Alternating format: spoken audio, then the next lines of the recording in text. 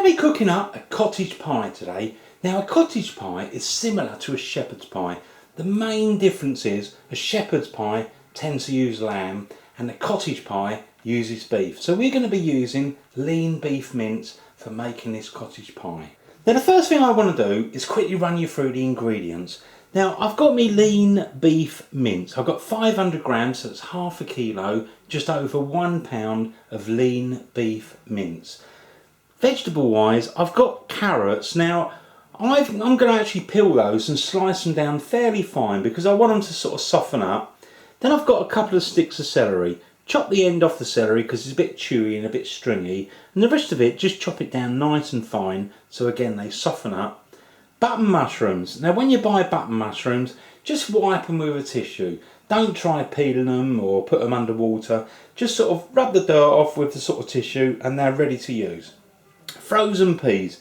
They add a little bit of sweetness and they add a lovely sort of colour to it all. So good handful of frozen peas, always good to put in. Couple of smallish onions. Now peel your onions and sort of chop them up as fine as you can really. Couple of cloves of garlic, peel those, slice them down nice and fine. Don't want to cook them too much and burn them, but just sort of slice them down nice and fine, and they just add a lovely flavour with the beef. Beef and garlic goes absolutely delicious. Now I've also got some fresh parsley. Now with the parsley I'm going to peel the leaves off and chop it down so it's fairly nice and fine. Now I've also got a little bit of thyme. Don't worry if you haven't got that, but I've got a little bit of fresh thyme out of the garden, so I'm just going to add that into the mix when we've got the sort of beef mince all cooking away with all these lovely flavours in its own little gravy. Just going to include a little bit of fresh thyme in there. Now I've also got a couple of bay leaves over there, so just put those in because they release a lovely flavour. 1 teaspoon of Italian seasoning, so it's a kind of mixture of sort of different herbs, so 1 teaspoon of that. Cinnamon. Not everybody uses cinnamon. I'm going to use just half a teaspoon because I think it adds a little bit. Tomato puree. I'm going to use probably less than quarter of a tube, but put a good splodge of that in. I'm just going to finish off the tube I've got there. Adds a little bit of richness, and that sort of tomatoey flavour really goes with the beef. Then we've got some plain flour. Now I'm going to use a couple of heaped dessert spoonfuls of that. Now the reason we're adding that in is because we need to sort of thicken up the sort of beef stock. So when we put the beef stock in there, we want it to turn into a sort of slightly thicker sort of gravy. So a couple of dessert spoonfuls of plain flour. If it's a little bit more, a little bit less, doesn't matter too much. Then I've got some beef stock. Now if you've got a favourite like bouillon, use that one. I'm just for convenience going to use a couple of actual stock cubes. So beef stock. And I'd say hot, boiling hot water out of the kettle. I'd say about 850 or 900 ml of, boiling hot water. So you've got plenty of stock, so we get enough gravy. Lee Perrins Worcester sauce. Add that in, about a teaspoon of that, because it really adds a nice meaty flavour and it's just really good to add. Now I've also got some ketchup here. I say ketchup because ketchup's really, quite nice, and I might add a little bit of that because sometimes when you make the dish up it just needs a little bit of something to sort of balance it. So we might as well use a bit of ketchup because it's really nice, a little bit tomatoey, and it's sweet as well. So apart from a little bit of salt and pepper, the only other things I've got is a little bit of wine. Now I'm going to use the wine because when we've sort of cooked up the meat, add a little bit of wine. It just really gives it a lovely flavour. But obviously if you don't drink, don't worry. Forget the wine, don't use it.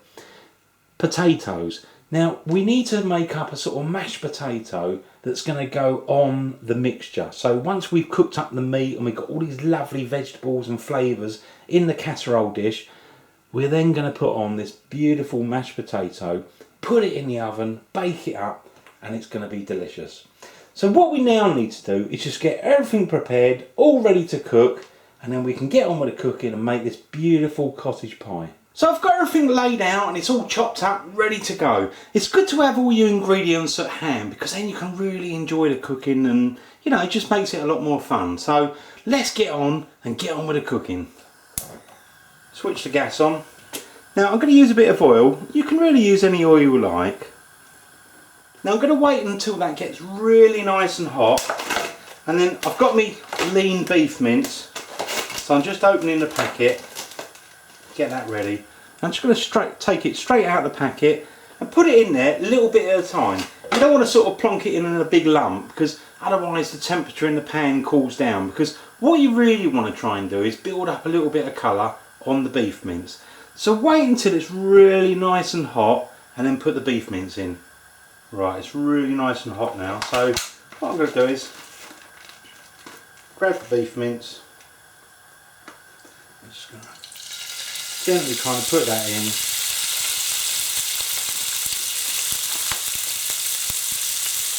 So if you need to do it in 2 batches, that's fine, you know, depending on the size of your pan.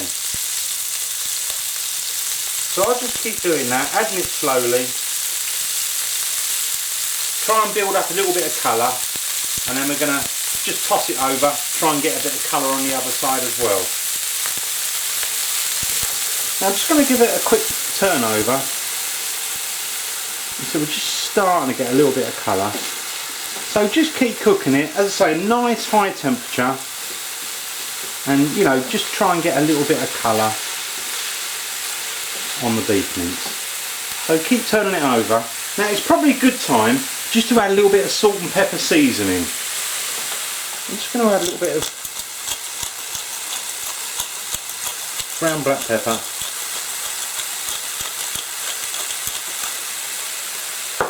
And also a bit of salt as well.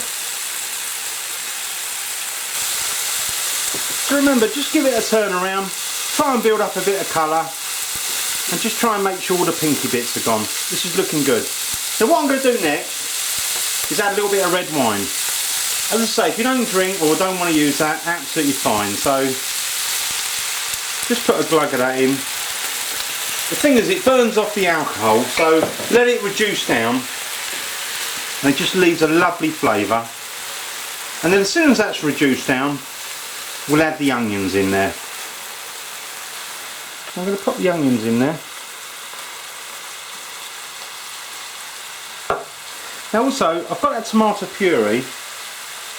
I'm also going to just add that in, because we're going to give it a good mix around in a minute. That's it.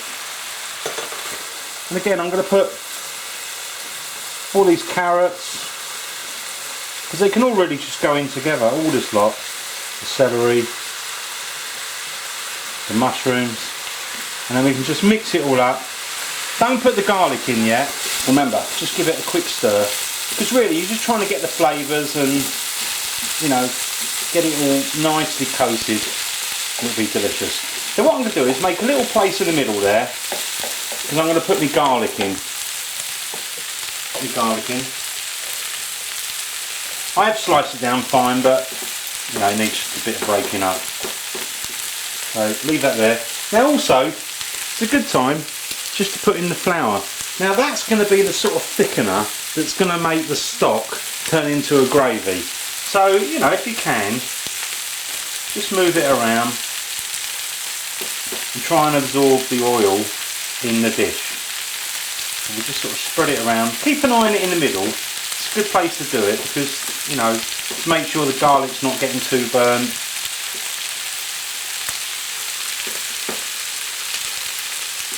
So just mix it in, and you can slowly blend it in really. And you find all the flour absorb all that oil and flavours. That'll just make it really yummy. So now I'm just going to keep mixing it.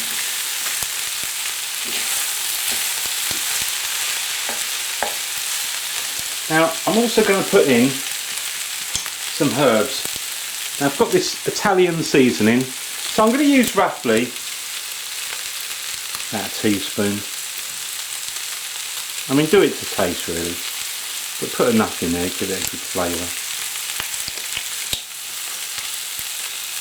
Now I've also got cinnamon.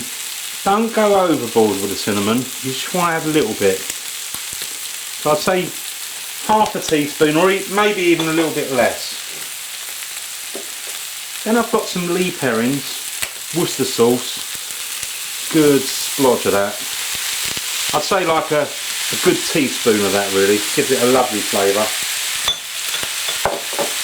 And then always give it a quick mix. Oops, dropping a few bits. And then we can start putting in that stock. So I've got my stock, and really, oh look at that. Now it's starting to turn into a beautiful dish. So I'm just going to pour that in. Give it a gentle mix up. And then I've got my fresh thyme, look at that, straight from the garden. Leave those on the sprigs because they give the flavour, but they're easy to sort of dig out. Now I've got all these leftover bits here which are bits of garlic, and I've got me parsley as well. I've got those bay leaves. Look at that, that's looking really nice. So I've got all the ingredients in the pan, just give it a quick mix around. Now at the moment it's on a fairly high temperature, so it's almost like boiling, so let's turn it down. What I would say is bring it down to a sort of a simmer, or just above a simmer. You want it kind of bubbling away, and now and again just give it the occasional stir just to move it all around. Now if yours is getting a bit dry, you can always add a little bit extra sort of water in there, because what you want to do is all this sort of liquid in there, that is your gravy, and that's going to be the base of this cottage pie. So you don't want it too thick, but you don't want it too runny, you want it just about right. So what I would say is cook for half an hour, keep an eye on it, give it the occasional stir, and add a little bit of water if it's drying out.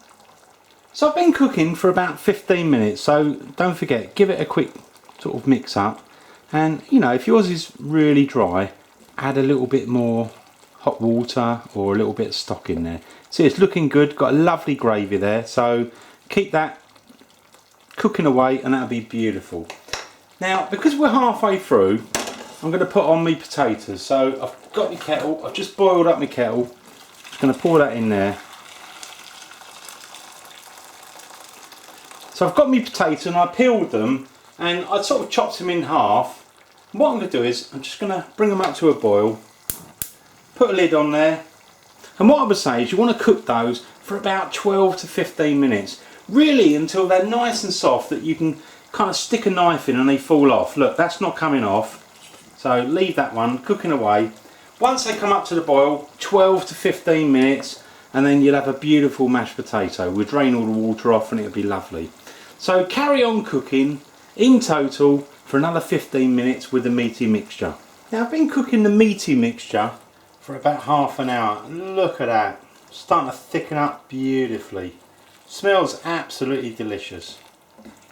So just give that a stir up. Now I'm going to turn that off the heat now, so let that cool down a little bit, and let's go and have a look at the potatoes. Now let's have a quick look at the potatoes. Just pull the lid off there, put a knife in. That's just about coming off there. I could probably say another couple of minutes really, just to, you know, make sure they're nice and soft all the way through. So leave it just bubbling away for an extra couple minutes, just to make sure the potatoes are nice and soft in the middle. So now I left the potatoes for an extra couple minutes, so I'm just going to drain all the water off and make them nice and dry. I've just drained that off, so I just leave it there for a couple of minutes, and then we just, you know, use a fork or a knife just to sort of break it down, add a little bit of butter. Now I've got the meaty mixture, so what I'm going to do is go over to the table and we're going to get a lot of sort of casserole dish, and we're going to pour all of those lovely ingredients into the bottom of the casserole dish.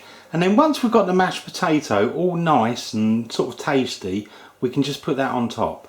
So let's go over to the table and tip that meaty mixture into the casserole dish. Hopefully that casserole dish is big enough. Now what I'm going to do is just going to mix this in, put it in, and hopefully it comes to about half full, because you don't want it too sort of full up, because you need a little bit of room for putting the mashed potato on there. It's looking good. Oh, yeah. Now things like these bay leaves and the little bits of thyme, just sort of dig those out, move it around, see if you can find them. It's not the end of the world if we can't, but there you go. Now I'm just going to quickly get on with the mashed potato. So I'm just going to get like a knife and add a little bit of butter in there, and we're going to mash it up. Now with a potato, I'm just going to first of all just use like a knife and break it down a little bit.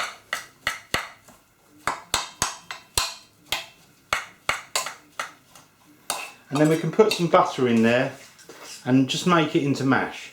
Just put some butter in there. Just going to put a little bit more.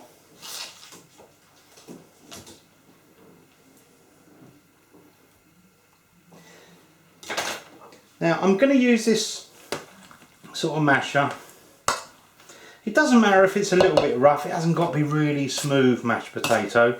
In fact, you want it a nice and dry mixture almost, because otherwise it will just sort of sink into all that gravy. So once you've got it all mixed up, and the buttery mixture, the butter all mixed up as well, we'll probably just put a little bit of milk, just to slightly soften it. I'm just going to put a little bit of milk in there, not too much. Don't. That's good. Now with the mashed potato, I'm actually going to season it, a little bit of salt and pepper, and also a little bit of nutmeg. A little bit of salt in there. I was kind of advised to sort of, you know, season the mash at the end, and it seems to work quite well actually. So it's quite nice. And I'm going to use some white pepper in the mash. And also I've got this sort of fresh nutmeg, so just going to grate it. Gives it a lovely flavour, it kind of lifts it all. That'll do, beautiful. So now we've got the mash done and we've got the meaty mixture, it's all ready to go. Now I've got my peas there, if you remember I've got those frozen peas, I'm just going to lay those over the top. Gives it a lovely colour, adds a little bit of sweetness. Now I'm just going to give it a quick taste because I want to know if we need to put the tomato ketchup in. So just going to have a little spoonful and taste it. So I'm just going to grab a little bit from the corner there. Just try that. Really nice actually. When you taste yours, if you find, you know, you feel it needs a little bit of sugar just to sort of slightly sweeten it up, you can always add a little bit of ketchup and give it a stir around. Now what I'm going to do is, I'm going to put the mashed potato straight on top. So again, just give that a quick mix. And really, I'll just get it on there first, and then afterwards we can go around with a fork. Now I'm just going to spread that out. Now I'm just going to go around the edges and try and make sure the edges get all nicely sealed up. So sort of spread the potato all the way around the edge. Now I'm just going to use a fork just to kind of work it all around the edges.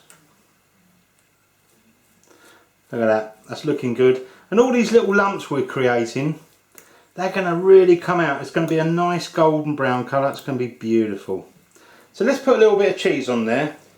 Now in the background I've just switched my oven on, so that's ready to go really. I'm just grating a little bit of cheese.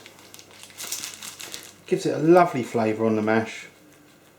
I mean, if you don't like cheese, don't worry, just leave it off. It's not crucial. Lovely. That'll do. Now I've also got some breadcrumbs there. I'm just going to sprinkle those on top. Gives it a nice colour.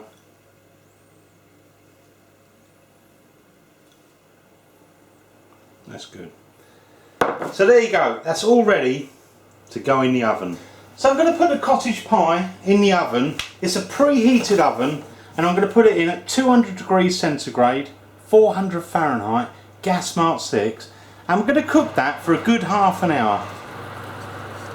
And then we'll pull it out and have a look. So I've been cooking the cottage pie for about half an hour. Look at that, beautiful, nice golden brown colour on it. Then what I'm going to do is I'm going to put it out in the oven and just let it rest for about 10 minutes just to settle down, and then we'll serve it up and try some. So let's put it out of the oven. Right, I'm just going to pull that out. Look at that. That looks absolutely beautiful and scrummy yummy. Oh, I can't wait to tuck in.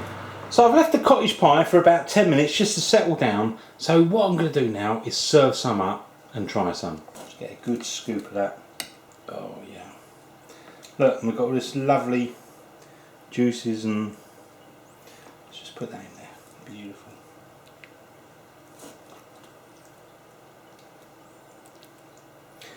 I think what I'll do is I'll just turn that plate round so you can see what we've got there. But I've just served up one portion, So let's move this out of the way. I just want to turn that around so you can kind of see what we've got. Look at that. That is beautiful. I'm just going to try a little bit of this. Let's first of all, look, lift it up and see you've got all that mash there, beautiful, and underneath you've got all that sort of meaty mixture with the gravy. It's going to be nice. Let's just get a little bit of this together.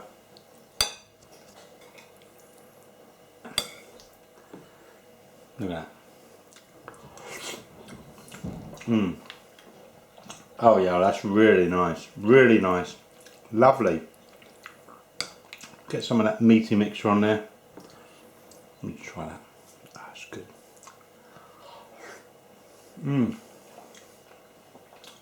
That is really delicious.